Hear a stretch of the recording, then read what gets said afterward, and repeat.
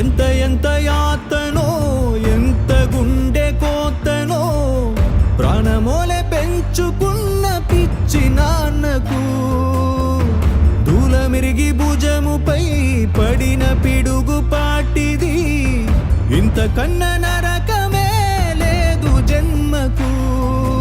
ఇంతేనేమో ఇంతవరకేనేమో ఈ ఇంట్లో నా కథ.